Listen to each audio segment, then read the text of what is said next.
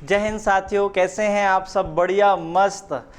एक नई वैकेंसी शानदार खुशखबरी के साथ आपके सामने है और नए चैनल पर, जिसमें आपको गवर्नमेंट जॉब की हर एक जानकारी पूरे भारत में किसी भी राज्य में सरकारी नौकरी निकलेगी, आपको सबसे पहले इंफॉर्मेशन मिलेगी। इसलिए इस चैनल को सब्सक्राइब अवश्य कर लेना। आज जो लेटेस्ट वैकेंसी है, आज ही नोटिफिकेशन आया है। बीएसएफ एएसआई स्टेनोग्राफर और हेड कांस्टेबल मिनिस्ट्रियल भर्ती 2024 है। सीधी भर्ती है। इससे रिलेटेड सारी इंफॉर्मेशन, एग्जाम कब होगा, फॉर्म कब डालेंगे, कैसे डालेंगे, सिलेबस क्या है, एज लिमिट क्या है, संपूर्ण इंफॉर्मेशन हम इस क्लास में कवर करने वाले हैं। तो वीडियो को लाइक अवश्य कर लेना और चैनल को सब्सक्राइब करना बिल्कुल मत भूलिएगा, क्योंकि पूरे भारत में सेंट्रल और स्टेट सभी राज्यों से रिलेटेड गवर्नमेंट जॉब अब आपको सबसे पहले यहां पर मिलेंगी। फुल नोटिस है, जो कुछ बदला है उससे रिलेटेड सारी चीजें हैं। पोस्ट है वो 1526 है। चलो आगे बढ़ते हैं। इसमें जो 1526 पोस्ट हैं उसको कैटेगराइज किया गया, अलग अलग भागों में है। तो ये आपको ध्यान रखना है कि इसमें कौन कौन सी पोस्ट हैं। तो इसमें सीआरपीएफ की पोस्ट हैं आपकी। किस किस की पोस्ट हैं आपकी? सीआरपीएफ की पोस्ट हो जाएंगी, जिसमें एएसआई की 21 और हेड कांस्टेबल की 282 पोस्ट हैं। बीएसएफ, आईटीबीपी, सीआईएसएफ और एसएसबी, इतनी सारी पोस्ट इसके अंतर्गत हैं। अब आपको यहां पर पोस्ट प्रेफरेंस करना है कि क्या प्रेफरेंस देना चाहिए। तो आप इनको सबसे पहले तो इनकी वैकेंसी के बेस पर भी पोस्ट प्रेफरेंस दे सकते हैं। दूसरी बात, अगर आप इनमें काम की सुविधा चाहते हैं कि मुझे जॉब में क्या है, सुविधाएं मिले, यानी कंफर्टेबल जॉब हो, तो सबसे कंफर्टेबल जॉब होती है वो सीआईएसएफ की। इसमें ना तो बॉर्डर पर जाना पड़ता है और ना ही किसी अन्य जगह। इसमें किसी पर्टिकुलर सरकारी, जैसे एयरपोर्ट है, सरकारी कोई कंपनी है, भेल है, गेल है, उनकी सुरक्षा करना रहती है। तो आप इसको पोस्ट प्रेफरेंस दे सकते हैं, आईटीबीपी को दे सकते हैं, बीएसएफ को, या फिर आप अपने हिसाब से भी पोस्ट प्रेफरेंस रख सकते हैं। ठीक है। इसके बाद फिर आगे बढ़ते हैं। इसकी अप्लाई डेट, एग्जाम फॉर्म जो भरने की शुरुआत होगी वो कब से होगी? तो 9 जून से लेकर 8 जुलाई, पूरा का पूरा एक महीने आपको क्या मिलेगा? नोटिफिकेशन, एग्जाम जो आपका फॉर्म भरने के लिए समय। फीस जनरल, ओबीसी और ईडब्ल्यूएस की 100 रुपए, और एसटी, एससी और फीमेल सभी कैटेगरी के उनके लिए 0, कोई शुल्क नहीं दिया जाएगा। एज लिमिट की बात करते हैं तो 1 अगस्त 2024 से एज काउंट होगी, जिसमें आपका एज 18 से 25 है। रिलैक्सेशन की बात करें, ओबीसी के लिए 3 साल का रिलैक्सेशन है और जनरल के लिए आपका 5 साल का रिलैक्सेशन है। आप सोचेंगे कि एसटी, एससी के लिए एज रिलैक्सेशन नहीं है, क्योंकि उनके लिए पहले ही छूट दी गई है, तो उनके लिए अलग से नहीं, ये ओबीसी और जनरल को एज का रिलैक्सेशन दिया है। इसके लिए 12th पास होना चाहिए। इसके लिए कोई ग्रेजुएशन किसी जरूरत नहीं है, केवल और केवल 12th पास है, योग्यता है, क्वालिफिकेशन 12th पास होना चाहिए। उसके बाद आगे बढ़े तो इसका सिलेक्शन प्रोसेस की बात करेंगे तो सबसे पहले फिजिकल होगा, और फिजिकल के इन्होंने सेंटर भी पहले ही दे दिए। फिजिकल होगा, फिजिकल में जो क्वालिफाई होंगे उसके बाद उनका रिटन एग्जाम होगा। रिटन में जो पास होंगे तो स्किल टेस्ट होता है, कंप्यूटर यानी टाइपिंग टेस्ट होगा। ये आपका क्या का होगा? टाइपिंग टेस्ट होगा। फिर डॉक्यूमेंट वेरिफिकेशन होगा, और फिर मेडिकल होगा, और फिर फाइनल सिलेक्शन, और फिर सैलरी आएगी, और उसके बाद पार्टी भी होगी। फिजिकल की बात करते हैं। फिजिकल में हाइट की बात करेंगे तो हाइट के लिए जनरल ओबीसी के लिए 165 सेंटीमीटर है, और एसटी के लिए, एसटी, एससी, ओबीसी, ईडब्ल्यूएस सबके लिए होगा। केवल एसटी के लिए अलग से 162.5 सेंटीमीटर यहाँ पर छूट दी गई है। फीमेल के लिए 150 सेंटीमीटर बताया गया। चेस्ट की बात करेंगे तो यहाँ पर आपका 77 नॉर्मल और फुला के 82, और एसटी के लिए 76 से 81, और गर्ल्स का चेस्ट काउंटेबल नहीं है। रनिंग की बात करेंगे तो रनिंग आपको 1.5 किलोमीटर यानी 1600 मीटर है। इसे आपको 6 मिनट 50 सेकंड में आपको काउंट करना पड़ेगा। महिलाओं को 800 मीटर दौड़ना पड़ेगा और इसके लिए 4 मिनट 45 सेकंड का समय मिलेगा। ये आपको ध्यान रखना है। ये फिजिकल की पूरी डिटेल है आपके पास। इसके बाद सिलेबस जो एग्जाम होगा, क्योंकि सबसे पहले फिजिकल होगा, फिजिकल के बाद फिर क्या होगा आपका एग्जाम। रिटन एग्जाम होगा तो रिटन एग्जाम के बाद ये जो एग्जाम मोड होगा वो कंप्यूटर बेस्ड टेस्ट होगा। किस बेस पर होगा?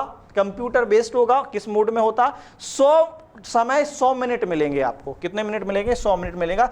हिंदी और इंग्लिश यहां पर ऑप्शनल है, आप हिंदी लैंग्वेज में या तो हिंदी चुन सकते हैं, इंग्लिश चुन सकते हैं, जो लेना है वो आप ले सकते हैं। 20 क्वेश्चन आएंगे, 20 नंबर की होगी। रीजनिंग सबके लिए 20 क्वेश्चन और 20 मार्क्स का आएगी। मैथ के 20 क्वेश्चन 20 को मार्क्स की आएगी। और क्रिटिकल रीजनिंग भी एक रीजनिंग का ही हिस्सा है। क्रिटिकल रीजनिंग भी क्या है? रीजनिंग का हिस्सा है, या क्रिटिकल जो एप्टीट्यूड है वो रीजनिंग ही है।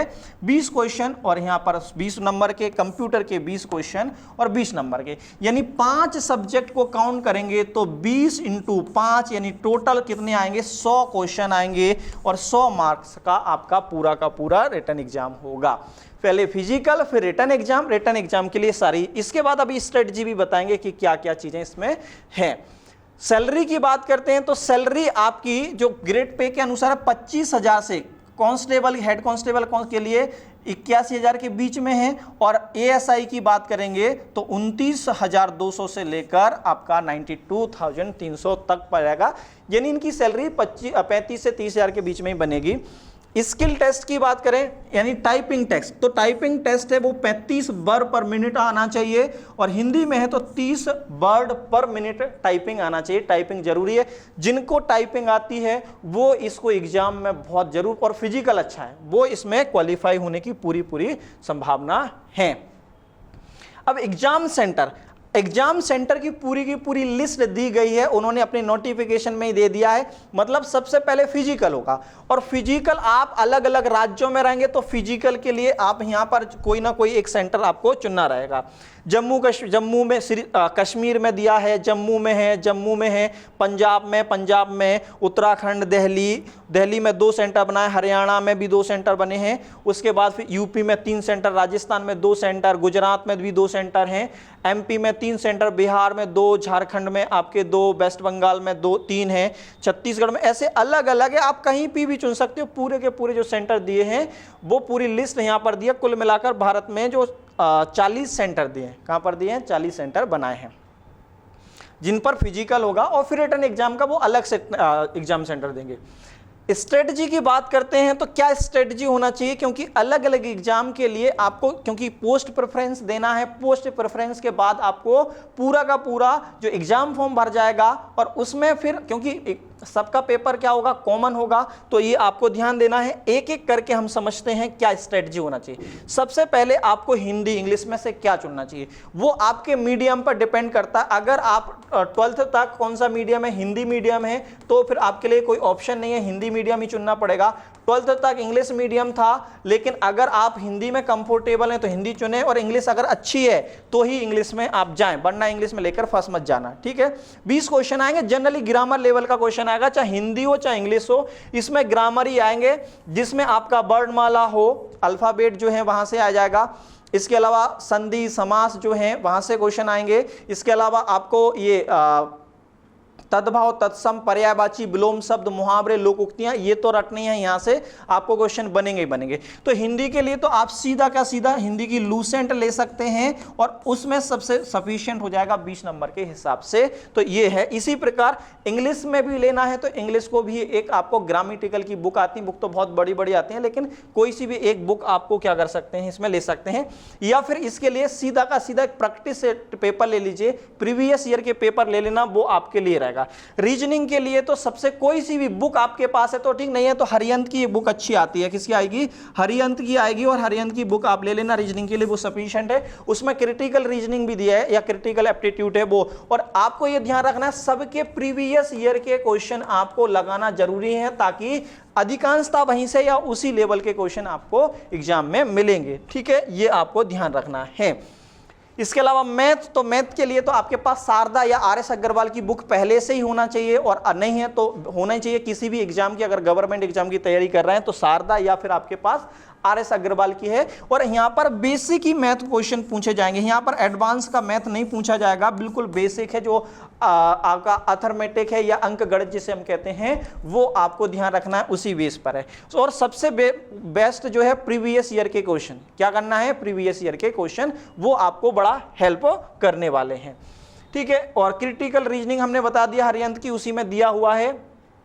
कंप्यूटर के लिए भी आप लूसेंट ले सकते हैं, कंप्यूटर के भी लिए क्या ले सकते हैं, लूसेंट ले सकते हैं, वहां से इसको पढ़ सकते हैं, या आजकल यूट्यूब पर सारी चीजें उपलब्ध हैं तो वहां पर आप ले सकते हैं। और कोई भी डिटेल इंफॉर्मेशन है आपको चाहिए तो इस नंबर पर आप कॉल कर लेना या फिर आप व्हाट्सएप पर मैसेज कर देना, तो सारी चीजें आपको मिल जाएंगी, ठीक है। तो ये आपका बीएसएफ से रिलेटेड जो वैकेंसी थी उसकी फुल इंफॉर्मेशन है। चैनल को सब्सक्राइब करना ना भूलना, क्योंकि इसमें आपको सारी इंफॉर्मेशन गवर्नमेंट जॉब की सबसे पहले यहां पर उपलब्ध कराई जाएंगी पूरी डिटेल में डिस्क्रिप्शन के साथ, ठीक है। मिलते हैं फिर नेक्स्ट क्लास में, थैंक यू।